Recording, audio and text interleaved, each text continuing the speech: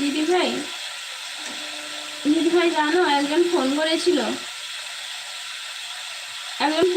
না তোমাকে বলবো আমি।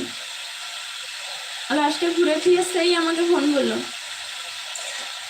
বুঝতে পারলে? বলছিলাম না যাকে আমি এত ভালোবাসতাম, ওই লাস্টে ঘুরে ফিরে আমাকে ফোন করেছে, বুঝতে পারলে? আজকে ফোন করেছে, দিয়ে বলছে কোথায় তোমার ছেলে, কোথায় গো, তোমার ছেলেকে একটু পাঠিয়ে দাও তো, বুঝতে পারলে দিদি ভাই? দিয়ে বলছি ছেলে বাড়িতে নেই, স্কুলে গেছে।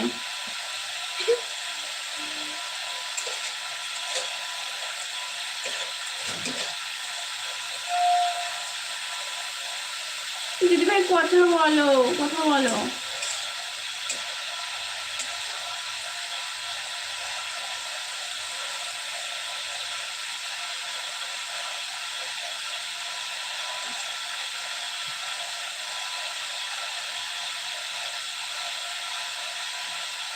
আমাকে বলছে বৌদি সুমিতকে পাঠাও তো, আর হচ্ছে দরকার আছে।